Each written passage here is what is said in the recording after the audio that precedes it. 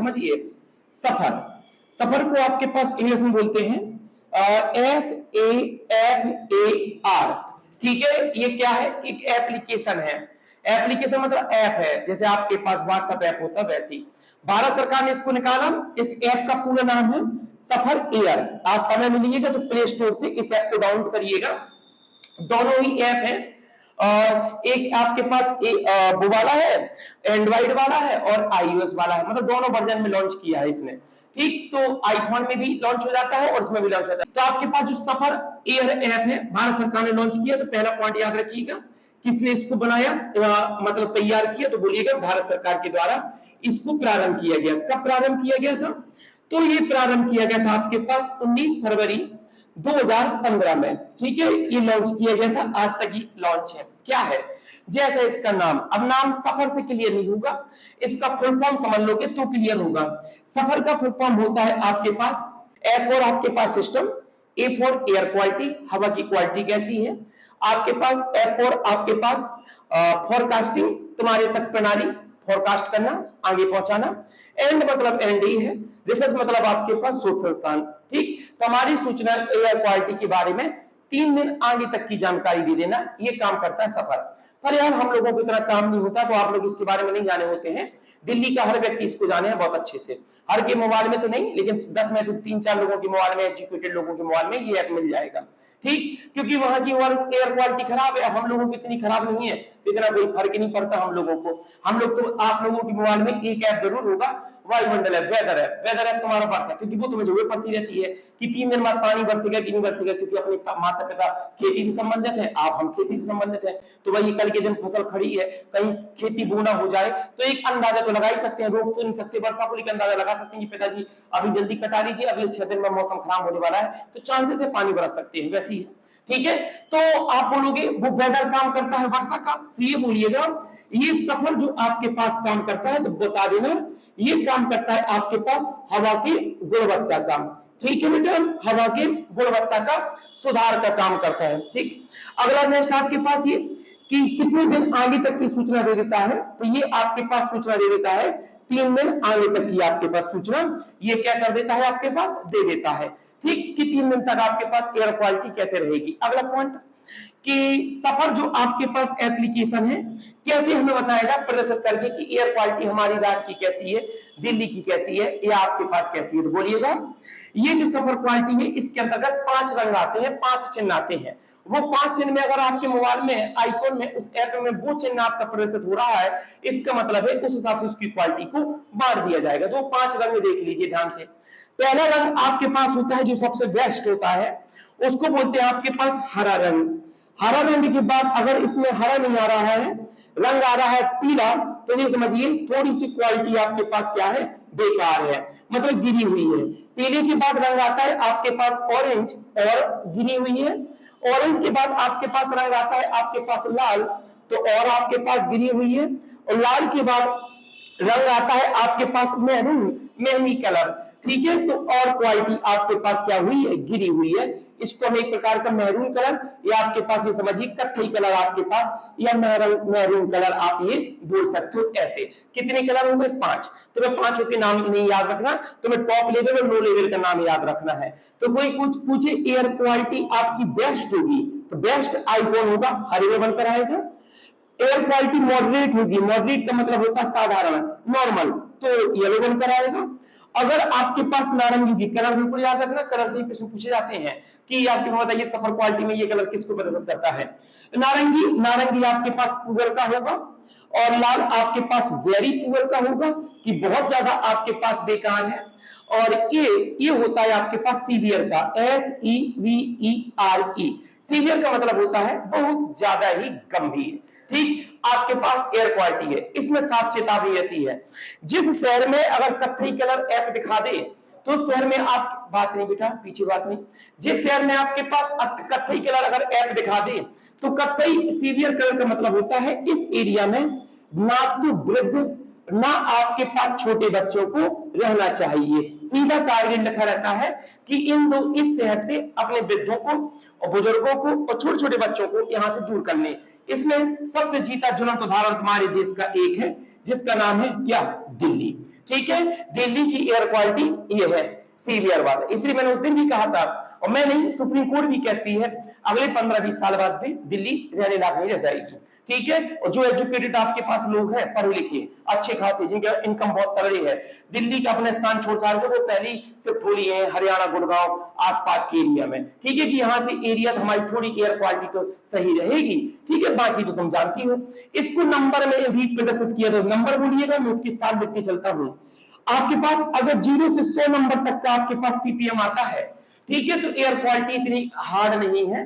आपके पास 100 से आपके पास 200 इसमें, 200 से आपके पास 300 इसमें, 300 से आपके पास 400 एयर क्वालिटी इसमें, और आपके पास 400 प्लस आपके पास इसमें।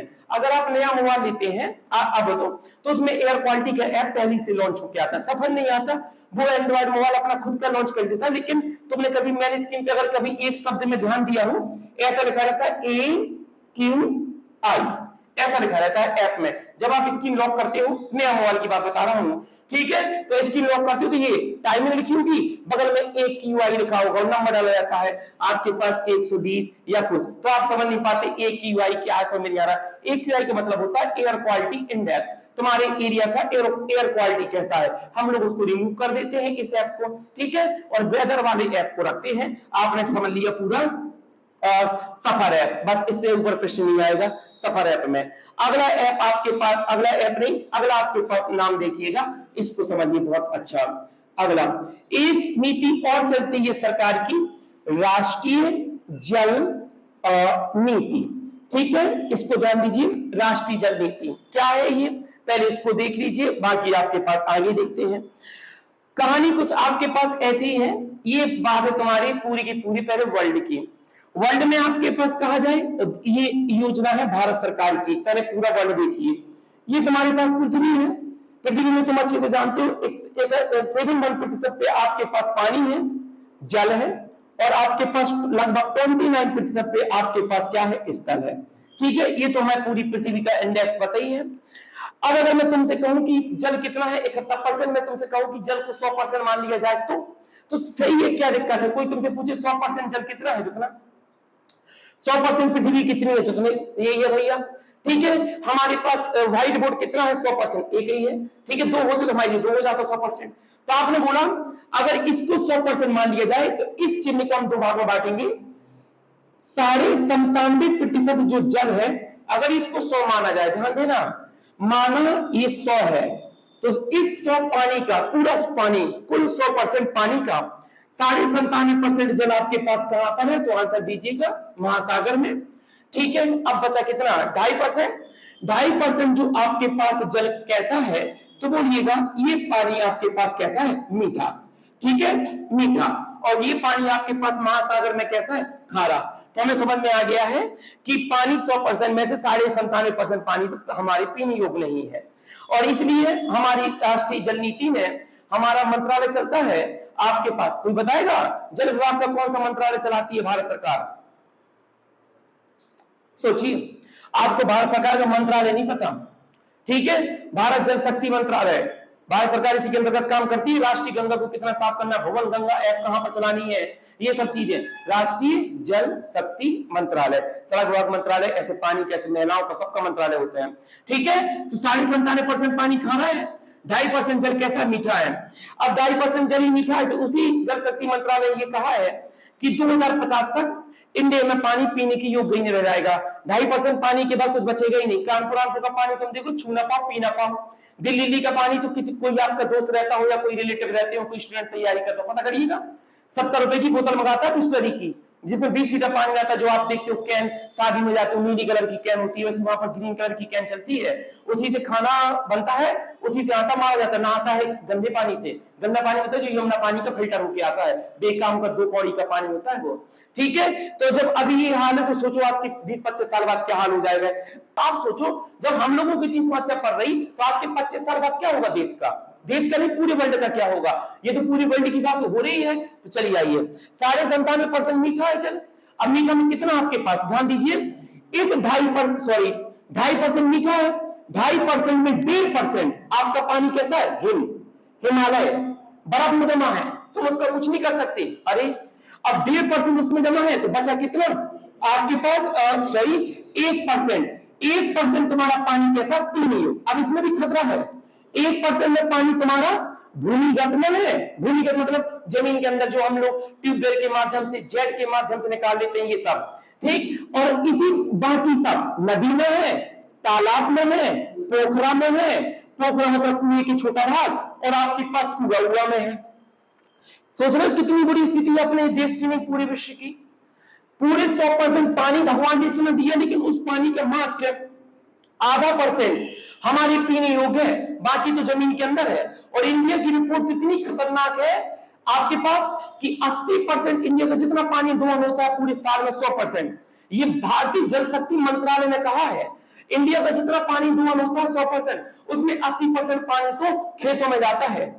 मतलब आदमी, किसान, आप और हम निकाल लेते हैं ट्यूबवेल के माध्यम से। खेतों में जाना तो कोई जरूरत नहीं है, जाना भी चाहिए ठीक है, लेकिन उससे अगर गलत इस्तेमाल हो रहा है। आजकल बहुत एक प्रथा चल गई है, रात में नहीं पूरे देश में, आपके पास एरिया में हर घर में जेट, हर घर में जेट। आपके पास भैंस को नवाना है तो जेट चलाओ, हवाई चप्पल धुलना है तो जेट चलाओ, आपके पास ट्रैक्टर बढ़ गया जेट चलाओ, ठीक है। जेट का बटन लगा हरियाणा में, वहां तक जब तक बटन दबा तब तक जेट का पानी चल रहा है, चल रहा है, चल रहा है। आपने कहा जियोग्राफी पढ़ी है, भारत नदियों का देश है, बिल्कुल सही है। और भारत में लगभग आपके पास कितनी नदियां बहती हैं? 3000 नदियां, 3000 प्लस, 3000 से नीचे नदियां नहीं है भारत की, ठीक। तो 3000 नदियां हैं। तो अपने देश में एक प्रॉब्लम है, नदियां तो बहुत है, लेकिन अपने देश की जो भूमि है ना, कहीं पर ऊंची, कहीं पर नीचे, कहीं पर मैदान, कहीं पर पर्वत, कहीं पर पठार, ऊबड़ खाबड़।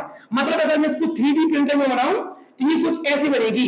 ये तुम्हारे पास मैदान गई, ये तुम्हारा पठार हो गया, ये तुम्हारे मान लो पर्वत हो गया, पर्वत होने के बाद फिर ये मैदान आ गया, फिर ये क्या तो गड्ढा आ गया, ऐसा। ये है तुम्हारी देश की भूमि, ऐसे है। आप अभी रात का बाजार चले जाओ तो चाय मिलेगा टीला में, तो वो तुम्हारा पठार सा हो गया, ऐसा मान लो। तो ये चीज, अब जब पानी को छोड़ोगे रात के बाजार से, तेरा रात के बाजार से या यहाँ से, तो बाजार के ऊपर तो पानी चलेगा ही नहीं, वो नीचे उतरेगा। अब ऐसे तुम कुछ देर के लिए कल्पना कर लो पूरे भारत का कि पानी निकला गंगा से, अब गंगा कहां जाएगी? गंगा वहां जाएगी जहां ढलान होगा, ठीक है। अब गंगा वहां थोड़ी जाएगी जहां ऊपर की गंगा ऊपर जाने लगेगी। तो इंडिया का 3000 नदियां जरूर है, लेकिन ये सब तुम्हारा पठार है, पूर्वी घाट, पश्चिमी घाट, तो नदियां ये बहती नीचे की तरफ, ऐसी ऐसी ऐसी ऐसी भी बहती नदियां, ठीक है। तो क्या होता है कि जहां पर नदियां का बहाव मिल गया वहां बाढ़ आबादी नहीं, और जहां पर ऊंचाई मिल गया वहां पर सूखा बांधेगी।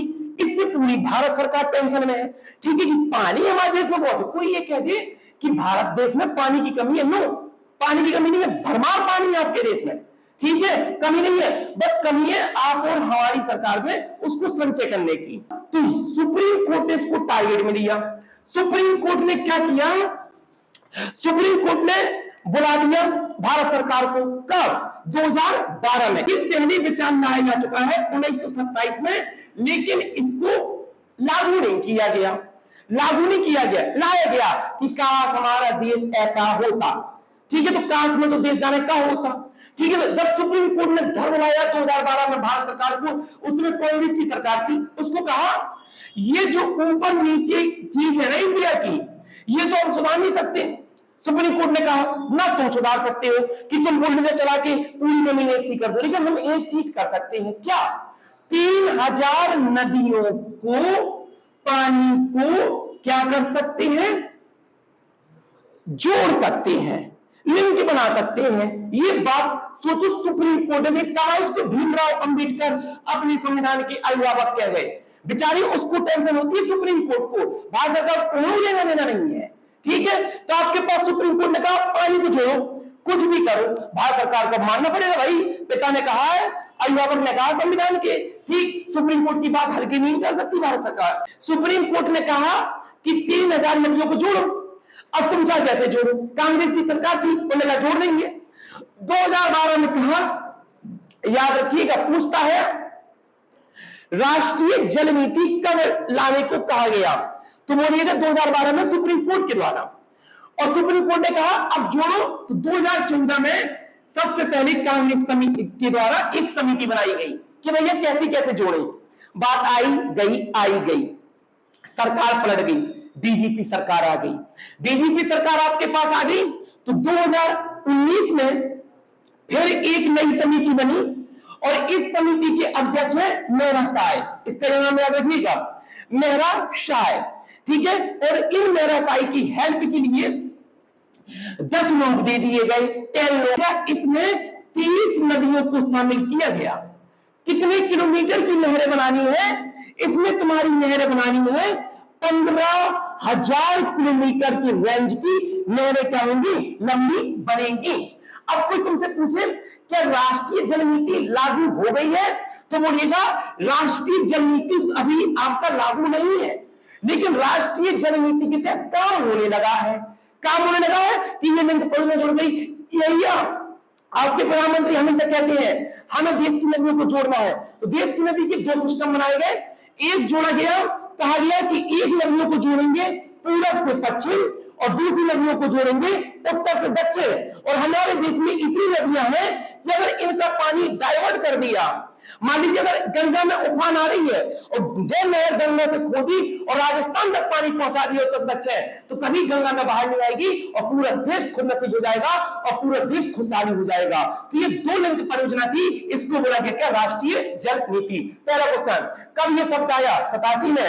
कब सुप्रीम कोर्ट ने कहा? 2012 में। समिति कब बनी? 2014 में। अब वर्तमान में कौन सी समिति काम करी? 2019 में। कितने अध्यक्ष? अध्यक्ष एक कौन है? मेहरा शाह है। टोटल सदस्य कितनी है? 11। 10 + 1 10 सदस्य, एक अध्यक्ष। अच्छा, कितनी नदियों को जोड़ने का फैसला लिया गया? 30। ठीक है, कितनी किलोमीटर की नहरें बननी है? 15,000 किलोमीटर की रेंज की नहरें बननी है। अगर आपके पास इसको क्या बोला, कितने टाइप में बांटा गया, तो बोला पूरब से पश्चिम उत्तर से दक्षिण को नहरों की नदियों को जोड़ना है। ठीक है बेटा, चलिए इसके अलावा हमें 2-3 हेडिंग आपके पास और देखनी, पहले इनको तेजी से लिख लीजिए। ओके, ध्यान समझिए, आपके पास ये कदापि नहीं हुआ कि ये पृथ्वी है और इस पृथ्वी में आपने अपने पैर के मान लीजिए निशान छोड़ दिए, ये नहीं हुआ। ठीक है, आइकॉन यही होता है, लेकिन इसका मतलब ये नहीं होता है। ध्यान देना क्या होता है, जब बिल्कुल सिंपल भाषा में समझिए, जब किसी बच्चा या बच्ची या छोटे किसी मानव का जन्म होता है, सिर्फ मानव, जानवर नहीं, किसी भी मानव का जन्म होता है तो उसका पंजा बहुत छोटा होता है, बेबी का इतना। ठीक है, इसके बाद उम्र बढ़ती है, ध्यान समझिए, उम्र बढ़ती है तो ये पंजे का आकार भी बढ़ने लगता है। ये हो गया, फिर वयस्क हुआ तो वयस्क आपके पास होने लगा, ये आपके पास 18-19 साल का, फिर ऐसे तो आपके पास पंजे का आकार बढ़ता है। तो जब पंजे का आकार जमीन पे रखते हो आप पृथ्वी पर, तो आपका पंजा जमीन पे कुछ ना कुछ प्रिंट छोड़ देगा। ठीक है, तो उसी को बोलते हैं कार्बन फुटप्रिंट। अभी है क्या, समझो। जब जन्म हुआ था आपका, तो उस समय आपकी ज्यादा ख्वाहिशें नहीं थी, तो आपके माता पिता आपको छोटे आपके पास कपड़े और थोड़ी मोड़े आपके पास खिलौने और खाने के लिए आपके पास जो भी भोजन था वो अवेलेबल कराती थी। अब इनमें यह देखा जाता है कि तुम्हें जब तुम्हारा पंजा छोटा था, जब आप छोटे थे, पंजा छोटे का मतलब आप और हम छोटे, जब मानव छोटा था तो उसको कितना कार्बन लगता था, तो आपने देखा कपड़े लगे। अच्छा, तो कपड़े किसी कंपनी में बने होंगे, बिल्कुल। खिलौने भी बने, बुरा हुआ है तो खिलौने किसी कंपनी में बने होंगे, बिल्कुल। और भोजन भी दिया, तो ये मान लीजिए किसी मिट्टी में बना होगा, तो इसका इतना प्रभाव नहीं, इतना याद रखो, कार्बन खिलौने। ठीक है, कपड़े और खिलौने। ओके, तो जब ये चीज बनी होगी तो कुछ ना कुछ तो धुआं छोड़ा होगा। अगर तुम्हारे खिलौने बने होंगे झुनझुना भी, तो वो अगर 5-6, बात समझिए अच्छे से, हंसने में पहले समझिए। ठीक है, तो उस कंपनी ने एक छोटे से खिलौना बनाने के लिए भी अगर इतना सा भी धुआं छोड़ दिया होगा, तो आपके लिए इस पूरे विश्व में कहीं ना कहीं तो धुआं छोड़ा गया। इसी प्रकार से आपके लिए समय इन सबके कपड़े बनने के लिए भी छोड़ा गया। आप बड़े हुए, स्कूल जाने लगी तो आपका बैग भी आ गया, पेन भी आ गए, चप्पल भी आ गए, जूता भी आ गए, कपड़े भी हो गए, और भी तमाम चीजें हो गई जो आप लेने लगे। तो इसका मतलब अब आपके ऊपर धुआं कंपनियों का ज्यादा वेस्ट हो रहा है, मतलब आप ज्यादा कंपनियों के संपर्क में आने लगे। आपने कहा हम इस कंपनी का कपड़ा लेंगे, इस कंपनी का बैग लेंगे, टिफिन हम इस कंपनी का लेंगे, मिल्टन की बोतल लेंगे, वगैरह वगैरह। ठीक है, तो आपने कहा ये धुआं अब ज्यादा हुआ, अब आप और बड़े हुए, तो आपको क्या हुआ, कपड़े कब थे, अब आपने कहा मैं घर बनाऊंगा अपना खुद का। ध्यान समझना, आपने कहा मैं घर बनाऊंगा, आपने कहा मैं कार लूंगा, आपने कहा मैं बाइक लूंगा, आपने कहा मैं मोबाइल चलाऊंगा, आपने कहा मेरे पास लैपटॉप भी होना चाहिए और मेरे पास तमाम साधन होने चाहिए दुनिया भर के, टीवी सब होनी चाहिए। ठीक है, तो अब सोचो, जब तुम्हारा पंजा छोटा था, तुम्हें कंपनी तुम्हें चीजें प्रोडक्ट करने के लिए ज्यादा धुआं नहीं उत्सर्जित करती थी, लेकिन आप थोड़े बड़े हुए तो आपकी मांगे बढ़ी, तो कंपनी ने ज्यादा सामान बनाया तो ज्यादा धुआं बना, और अब आपकी मांगे और बढ़ी है तो कंपनी एक गाड़ी बनाने के लिए, कार बनाने के लिए, बाइक बनाने के लिए कितना धुआं उत्सर्जित करती होगी। ठीक है, टायर बनते हैं गाड़ियों के, तो सब आप ही हमारे लिए तो किया जा रहा। तो एक व्यक्ति का समय टू समय, समय टू समय उसके लिए कितना धुआं इस पृथ्वी में आ रहा है, तो कोई व्यक्ति ये ना समझे कि मैं तो पृथ्वी को बिल्कुल नुकसान नहीं पहुंचाता, मैंने तो पृथ्वी का कुछ नहीं बिगाड़ा। रॉन्ग, आपने भी पृथ्वी का बहुत कुछ बिगाड़ा है, क्योंकि आपकी डिमांड बढ़ रही है तो आपके लिए धुआं भी ज्यादा बढ़ रहा है। अगर आप कसम खा लें कि सभी मानव हम मोबाइल कम यूज करेंगे और हम 10 किलोमीटर की यात्रा पैदल कर लेंगे, 4 व्हीलर से नहीं जाएंगे, तो आप अंदाजा, एक सर्वे आया था कि अगर व्यक्ति 10 किलोमीटर की यात्रा, आपके पास समय देखना पड़ता है थोड़ा सा, आपके पास 10 किलोमीटर की यात्रा अगर व्यक्ति पैदल कर ले, गाड़ी से ना जाए, तो 2 किलोग्राम का धुआं बचा लेता है अगर पैदल बंद कर ले। आपके सबसे विकसित देश बताऊं मैं, चाइना, जापान, अमेरिका, यूट्यूब में वीडियो आके देखिए कभी, वहां के पास सब लोगों के पास पैसा से लेके एक से गाड़ियां, लेकिन छोटे मोटे काम, सब्जी लेना, शहर में जाना, वॉक करने जाना, आप अपने दोस्तों से अगल बगल मिलने जाना, साइकिल से या इलेक्ट्रिक चीज से साधन करते हैं, अपना साइकिल चलाते हैं, एक्सरसाइज हो जाती है, सब कुछ, धुआं भी कम उत्सर्जित होता है और डिमांड उनकी कम होती है। अब ये मत समझ लो गाड़ी नहीं है, सब है उनके पास। ठीक है, तो कार्बन फुटप्रिंट वस्तु में मजाक में समझ में आ गया। कार्बन फुट मतलब प्रत्येक व्यक्ति का उसकी आवश्यकता अनुसार कंपनियों के द्वारा बनाए गए उत्पाद में कितना धुआं उत्सर्जित किया गया, वह कहलाता है प्रत्येक व्यक्ति का धुआं फुटप्रिंट। बस, चलिए कार्बन क्रेडिट, अब मैं चित्र ना बनाता तो चीजें कम समझ में आती। कार्बन क्रेडिट, अब थोड़ा इसको समझो, ये समझ आ गया तो ये समझ में आ जाएगा। अब सरकार सख्त हुई इंटरनेशनल लेवल पे, उसने कहा भाई ये तो बहुत गलत बात है।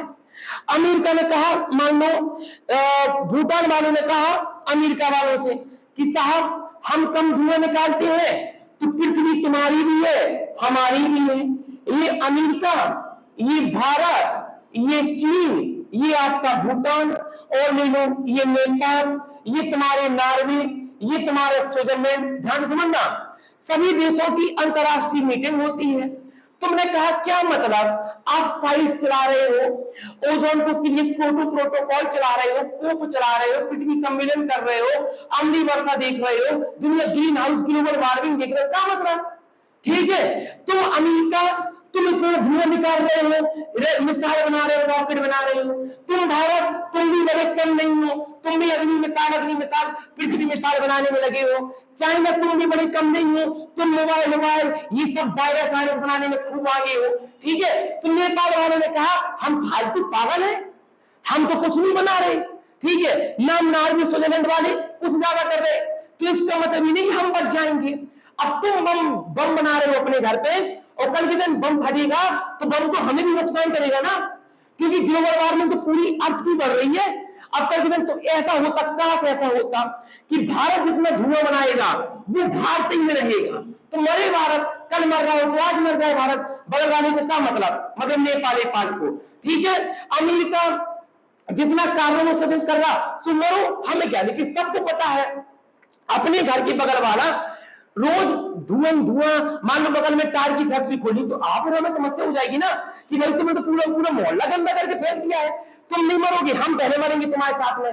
इसी प्रकार से पूरे विश्व को समस्या हो जाती है।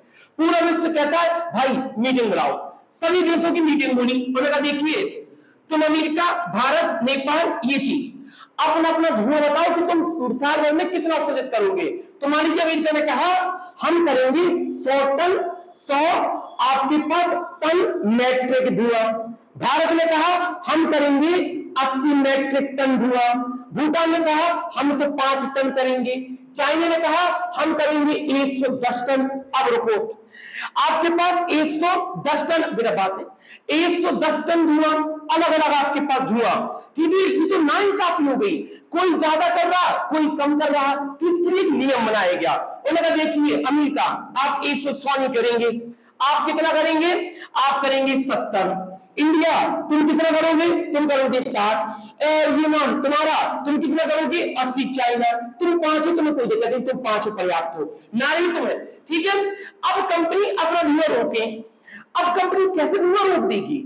मान लीजिए सैमसंग टीवी बनाती है और टीवी एक साल में 1 लाख टीवी बनती है, तो वो तो 1 लाख बनेगी, और 1 लाख में जितना धुआं निकलना है वो निकलेगा। अब मान लीजिए कहीं तुम्हें 70 टन, बहुत ध्यान समझना बेटा, बड़ी टिपिकल चीजें होती है, 70 टन धुआं निकालने को तुम्हें कहा गया अंतरराष्ट्रीय संस्था से, और तुमने धुआं निकाल दिया है मान लीजिए 80 टन, मान लो, टैक्स भरो, तुमने ज्यादा कैसे निकाल दिया, 70 बोले थे ना तुम्हें, तो 70 ही निकालना चाहिए। अब अमेरिका क्या करे, अमेरिका कंपनी है मान लो, अमेरिका का भैया हम क्या करें यार, हमने खूब कंट्रोल किया, नहीं हमने बहुत कंट्रोल किया, हम 100 से 80 में आ गए, 70 नहीं कर पाए, ना गलत बात। कल के दिन तो फिर ये इंडिया में कहने लगे हम 60 में कंट्रोल नहीं कर पाए, 70 में, तो क्या मतलब निकला, और पूरी की पूरी पृथ्वी में धुआं बढ़ेगा तो नुकसान तुम्हें भी हमें भी, तो क्या करें, एक उपाय है, अमेरिका ने काम से पैसा ले लो, तुमने अगर हमने 70 का 80 टन निकाल दिया, 10 टन ज्यादा निकाल दिया, हमसे पैसा ले लो। तो वर्ल्ड संघ ने कहा तुम्हारी पैसे के लिए मर रहे क्या, हम इसलिए परेशान हैं कि पूरे भारत, पूरे विश्व में धुआं बढ़ रहा है, पैसे का क्या होगा, पैसे से धुआं कम होता तो बताओ, फिर हम भी दे दे कुछ पैसा, भारत वाली भी दे दे कुछ पैसा, ठीक है, करो धुआं और आप पूरी पृथ्वी को आग से आपके पास, तो भैया क्या करें, उन्हें कहा नहीं पैसा नहीं, तो क्या करो, तुम वो देश ढूंढो, ध्यान समझना, तुम वो देश ढूंढो जो अपने कार्बन का उत्सर्जन कम करते हैं, या फिर जो कार्बन का उत्सर्जन कम करना चाहते हैं, बहुत ध्यान समझना। तो अमेरिका एक देश ढूंढती है, उदाहरण के लिए समझो, उदाहरण समझाना बड़ी समझ लो, टेरी खीर होती है, आपको समझा ले जाए किसी प्रकार से, ठीक है। अमेरिका अब सर्चिंग मारती है, अमेरिका ने देखा भूटान, अमेरिका ने सर्च किया एक देश है जिसका नाम है नॉर्वे, ध्यान समझना, अमेरिका ने सर्च किया एक देश है जिसका नाम है ऑस्ट्रेलिया, अमेरिका गई ऑस्ट्रेलिया के पास, तो मैं यार कितना टन धुआं उत्सर्जित करने को है, समझना, यहाँ है पूरा क्रेडिट का, ऑस्ट्रेलिया कहेगा हमें पता 8 टन उत्सर्जित करने की अनुमति थी, अमेरिका पूछेगा यार तुमने कितना किया इस साल, ऑस्ट्रेलिया ने कहा हमने मात्र 4 टन किया, 4 टन नहीं कर पाए, तो अमेरिका कहेगी तुम एक काम करो, तुम्हारा 4 टन का बॉन्ड बचा है ना, ऑस्ट्रेलिया कहेगी हाँ वो हमें दे दो, अमेरिका कहेगी, उन्होंने कहा ठीक है ले लो, ऑस्ट्रेलिया हमें क्या मिला, तुम्हें क्या मिला, जितनी हमारी चीजें बनी है ना 10 टन से, इसमें जितना भी प्रॉफिट होगा आधा तुम्हें दे देंगे, आधा हमें दे देंगे, ठीक है। हमें वर्ल्ड में रिपोर्ट पेश करनी है किस बात की, कि 10 टन धुआं जो तुमने ज्यादा बनाया, ये 10 टन धुआं कम कराओ, 10 टन धुआं कम कराओ, चाहे किसी भी देश से कम कराओ, हमें 10 टन धुआं कम चाहिए पृथ्वी में। अब तुम तक कम से कराओ, अमेरिका ने 60 गांठ लगाई, ऑस्ट्रेलिया ठीक है 4 टन हमारा कम बना था, 4 टन हम तुम्हें दे रहे, 4 माइनस करो कितना टन बचा 6, ठीक है। अमेरिका बहुत फड़फड़ाई और कहां जाए, अमेरिका ने ढूंढा मान लीजिए नॉर्वे को, नॉर्वे से पूछा तुम्हें कितना, उन्होंने कहा हमें 10 टन की थी इजाजत, और कितना किया, हमने मात्र 2 ही टन कर पाया, ठीक है, हम ज्यादा चीज नहीं बनाते उल्टी सीधी प्लास्टिक वाली, 8 टन बचा, 8 टन बचा, ये अमेरिका देगा हमें दे दो 8 टन, नॉर्वे देगा हमें क्या मिलेगा, 10 टन से जितना पैसा हम कमाएंगे उसका आधा या तिहाई बॉन्डिंग बना के क्यों ले लेना, आपके पास इतना धुआं नारे ठीक है, हमें तो फ्री का फायदा मिल गया, हमने धुआं भी नहीं उत्सर्जित किया और अमेरिका में लाभ भी ले रहा, सैमसंग कंपनी हमें अपनी टीवी बेचने में लाभ दे रही है, नार्वे फंस जाएगा, नार्वे कहेगा ठीक है हमारा तुम एक काम करो 6 टन और ले जाओ, 6 टन ये 4 टन यहां से बना, 6 टन इससे 10 टन अमेरिका ने चुका दिया, अमेरिका तुरंत अपनी रिपोर्ट लेकर जाएगी अंतरराष्ट्रीय लेवल पर, ये लीजिए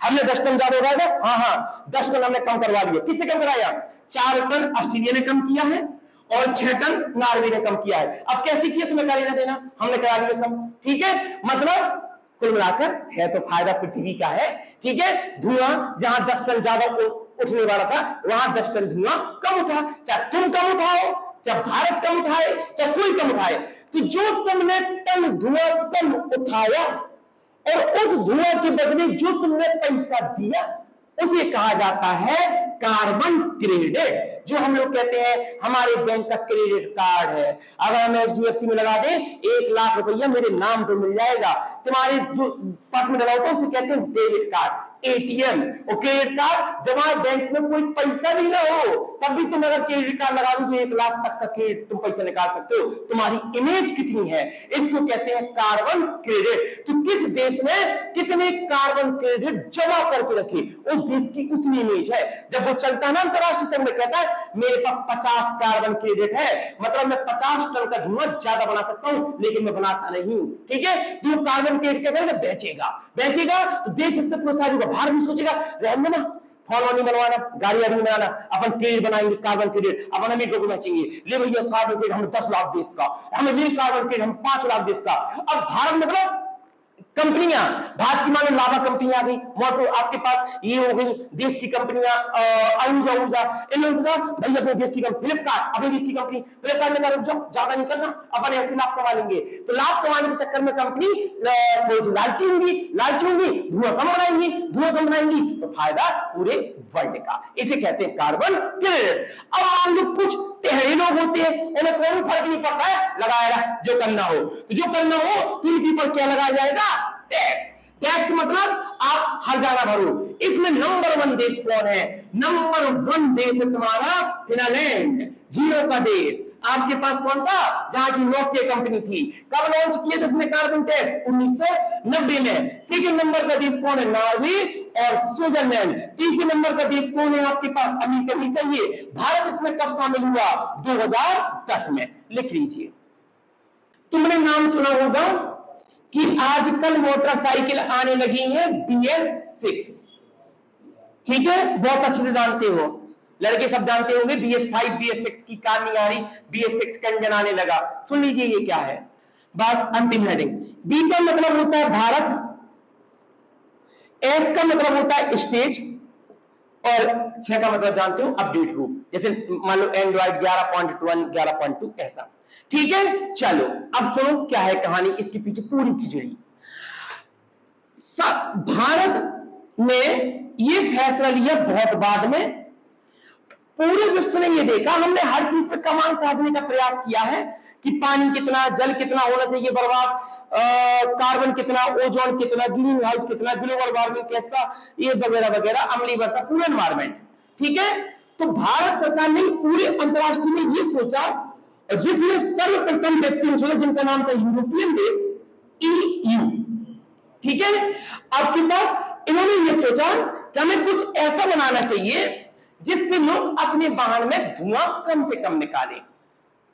अब व्यक्ति तो इंजन बनाता नहीं है, और जब व्यक्ति इंजन बनाता है, बेटा ध्यान से, व्यक्ति जब इंजन बनाता नहीं है, इंजन तो बनाती है कंपनी, तो कंपनी को टारगेट करो, और कंपनी अगर इंजन को रिफाइन करके बनाएगी तो उतना ही अच्छा बढ़िया, मतलब धुआं कम निकलेगा, प्रदूषण कम फैलेगा। क्योंकि आपको पता है, पढ़ के आए हो कि पर्यावरण में सर्वाधिक प्रदूषण 50% होता है कार्बन मोनोऑक्साइड से, और कार्बन मोनोऑक्साइड, नाइट्रोजन, ये सब तुम्हारे सब निकलते हैं किससे, वाहन के धुआं से। पढ़ाया में कहां पर, जब मैं प्रदूषण पढ़ा रहा था, प्रदूषण के 2 क्लास हुई है, उसमें सब पढ़ाया है, आपके पास ध्यान से सुनिए।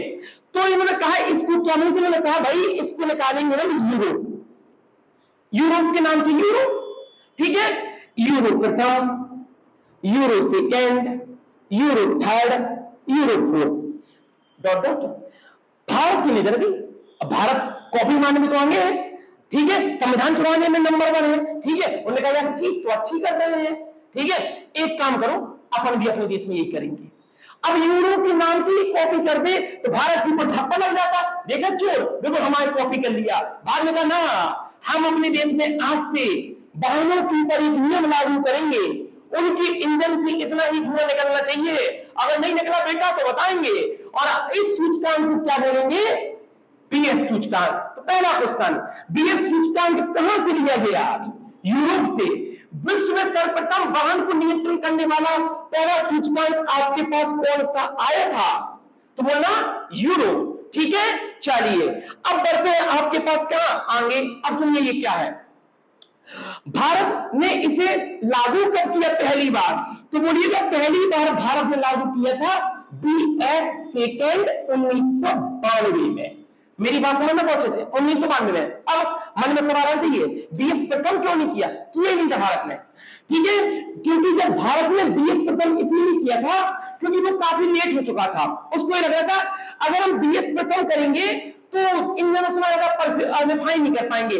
अब इंजन रिफाइन बार बार बोल रहा हूं तो ये क्या है, समझो ये क्या है, ठीक है। इंजन रिफाइन जैसे ही सरकार आदेश देती है कंपनियों को, आज से भारत में BS सेकेंड नहीं BS थर्ड के इंजन लॉन्च किए जाएंगे, उन्हीं का रजिस्ट्रेशन होता है, कंपनियों के हाथ पैर खुल जाते हैं। होंडा मोटरसाइकिल, हीरो मोटरसाइकिलों के, पता क्यों? ये उनका दो नुकसान, एक जितने वाहन उनकी स्टॉक में है अभी तक बन गए, कंपनी ने बना दी स्कॉर्पियो, खड़ी है कम से कम 1000 स्कॉर्पियो 10-10 लाख की, ठीक है। और भारत सरकार ने पहले नियम बनाया BS आपके पास सेकेंड की गाड़ियां आज से बंद, आज से इंडिया में चलेंगी BS थर्ड की गाड़ियां 2023 से। हाथ पैर खुल गए कंपनियों के, 10-10 लाख की 100 गाड़ियां गुणा करके देखो कितना पैसा चला गया, बर्बाद, ठीक है आपके पास। और आदमी खरीदेगा नहीं, इंडिया को जनता क्या कहेगी, तुम फ्री में दे रहे स्कॉर्पियो, फ्री में दे रहे हो तो लाए, तुम 10 लाख दे रहे हो तो तुम जनता कहेगी हमें चाहिए BS third. BS second company छपाने का प्रयास करती है, भैया BS सेकेंड ले लो, अभी नहीं है बिल्कुल, काय ले लो, हमारा रजिस्ट्रेशन तुमको अभी आएगी ऑफिस में, ठीक है, रजिस्ट्रेशन नहीं होगा सरकार धम देगी कि इसमें चोर ऐसा ही पकड़ने का और लफड़ा आपके पास हो जाएगा सरकार। तो कंपनी को ये खतरा।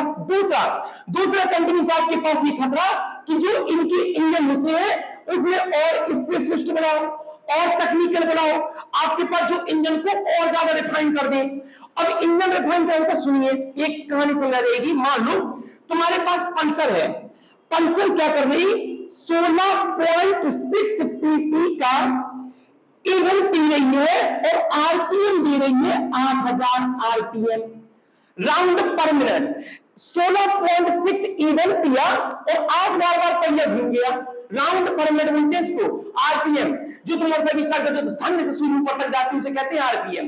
जो लगा 4 किसी भी गाड़ी में अच्छी मोटरसाइकिल देख लेना, 4 व्हीलर देख लेना, एक तरफ 10 20 30 40 50 रहता है, एक तरफ रहता है 1 2 3 4 5 6 ये आरपीएम होता है। तुम्हारी गाड़ी कितने पे चल रही है, 2000 आरपीएम पे 3000 आरपीएम पे, तुम्हारा इंजन पर मिनट में कितने राउंड ले रहा है ये, ठीक है।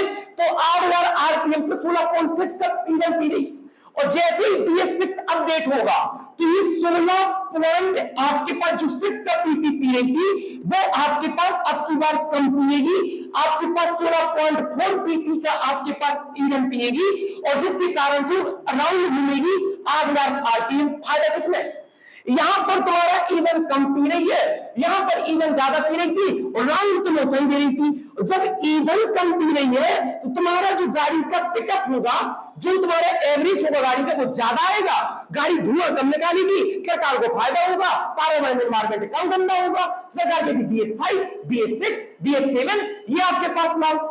अब सरकार ने नियम बनाया कब, 1992 में। सरकार ने कहा भाई अब 5-5 साल बनेंगे, ठीक है। फिर बना आपके पास ऐसे आगे चल के, तो आपके पास चला गया 1992, आपके पास 2005, तो 2000 में आपके पास सेकेंड, क्योंकि पहली बार लॉन्च किया था BS सेकेंड 1992 में, ठीक है। मैं ये तो समझा रहा था, सेकेंड थी ना, पहली बार कब किया था, 1992 में।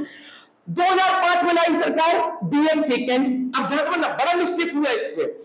अब 2005 के बाद सरकार ने कहा हम हर साल लाएंगे, आपके पास 2010 में आपके पास सरकार लाई BS आपके पास थर्ड। अब अगला आना था भारत सूचकांक 2015 में, 2023 चल रही, ध्यान देखना, 2013 में इसमें आना था BS थर्ड के बाद आपके पास BS4, ठीक है, और 2000 आपके पास 20 में आना था BS5 और 2025 में आना था BS6। लेकिन तुम देखते हो BS6 तो अब आ गया 2023 में आपके पास। कैसे, देखो क्या होगा, जब BS सेकेंड लॉन्च किया सरकार ने, इंजन रिफाइन हुए, इंजन में क्षमता अच्छी थी, सरकार का बढ़िया 2010 में सरकार ने देखो भैया कंपनी, हमने जो पहले बताया था 2010 में बदल देंगे, मैंने क्या बोला था कंपनी के नुकसान ना हो, बदली 100 गाड़ी स्कॉर्पियो खड़ी और तुमने 4 बदल दिए। सरकार पहले क्या दी है 5 साल में बदलेगा, महिंद्रा ऑडी जितनी भी गाड़ियां समझ लो, तुम्हें मोटरसाइकिल कितनी बनानी है, अगर तुम्हारी मोटरसाइकिल बिके चाहे बिके मतलब नहीं है, अगले BS5 में आ जाएगा, अगले 5 में, अगले 5 में, तो कंपनी अलग रहती है। इसलिए तुम सुनते हो ना, स्कॉर्पियो में 1 साल की वेटिंग है, थार में 6 महीने की वेटिंग है, जानबूझ की वेटिंग कराई जाती कंपनियां। मनना है कंपनी को, कंपनी की कहीं इंडस्ट्री में थार फंस गई और महिंद्रा थार बना रही है, स्कॉर्पियो एक्सयूवी दुनिया भर की पिकअप बोलेरो ट्रक सब बना रही। 10 ट्रक फंस गए, 10 स्कॉर्पियो फंस गई, 50 थार फंस गई, बिक जाए आनंद महिंद्रा। ठीक है, तो आनंद महिंद्रा क्या करता है, पहले एडवांस दो, तुमने एडवांस दिया 1 लाख, हाँ भैया कब मिलेगी गाड़ी, 5 महीने बाद। ठीक है, आपके 5 महीने तुम्हें पक्का हो गया, ये ग्राहक का तब गाड़ी बनती है। ऐसा नहीं कि गाड़ी आपके पास है, बिजनेस कर रहे हैं, उद्योगपति है, सब रोडपति नहीं है। आप और हम जैसे छोले भटूरे बना के बैठे, ग्राहक आएगा तो बिकेगा, नहीं तो कहा है। ठीक है, अब आपके पास ये चीज 2010 BS कौन आया था, साहब भाई सरकार ने कहा 2015 में देखो फोर्थ आना था, 2015 में फोर्थ नहीं आया, क्यों 2015 में फोर्थ नहीं आया? भाई साहब ने कहा कंपनी में काम तो नहीं हो पाए, हमारा घाटा होगा, हमारी इंजन नहीं बिक रहे, हमारा इंजन हमारा मिस्त्री नहीं है, हम कहां से बनाए इंजन इतना अच्छा। भाई साहब ने कहा ना हम तो लॉन्च करेंगे, नहीं लॉन्च कैसे करोगे, ये तो मान जाओ, मना लिया। सुनो, सरकार तो होशियार है ही, कांग्रेस मान गई, मतलब ये बीजेपी की शुरुआत में कांग्रेस का एंड चल रहा था, बीजेपी का स्टार्टिंग चला था। बीजेपी का ठीक है रहने दो, नहीं रहने दो, नहीं बीजेपी आएगी, बीजेपी तो कोई बात नहीं, हम BS4 लॉन्च करेंगे 2017 में, 7 साल बाद। ठीक है, कंपनी का पड़ गया, देखा सरकार को कैसा बेवकूफ बनाया, 7 साल बाद लॉन्च कराया, रुक जाओ अगला भी कराएंगे 7 साल बाद। ठीक है, अब आया 2020 सरकार ने कहा देखो अब ये BS4 हमारा 2017 में आए थे, अपन 7 साल लीड थी, अब तुम कंपनी कर लो, तुम 2003 साल में तुम फिर BS5 लाने लगे, कैसे कर? सरकार ने कहा तुम बेवकूफ समझो कभी, नियम के साथ 2020 में आना था ना फोन, और तुम कह रहे हो अब 5 BS 2020 में आना था ना, और तुम कह रहे हो नहीं 3 साल में नहीं, 3 साल में नहीं, तुम ना सरकार ने रुक जाओ बेटा, बहुत 3 साल का है, अब BS5 नहीं आएगा। ले, जब तुम 7 साल 2 साल स्किप हो सकते हो, हम ये स्किप कर सकते हैं। अब अगर मोड़ों को कोनो इंजन BS5 की दिख गए, बताते जा रहा हूं, अब सीधी इंजन बनेगा BS4 से BS6। BS5 की गाड़ी नहीं आई इंडिया में, सीधी BS6। ठीक है, और 2020 से तुम्हारे देश में क्या लागू है, BS6। इसको मैं कल लिखाऊंगा, बाद नहीं, क्लास बहुत ज्यादा डिले हो गई है। ठीक है जी, जी।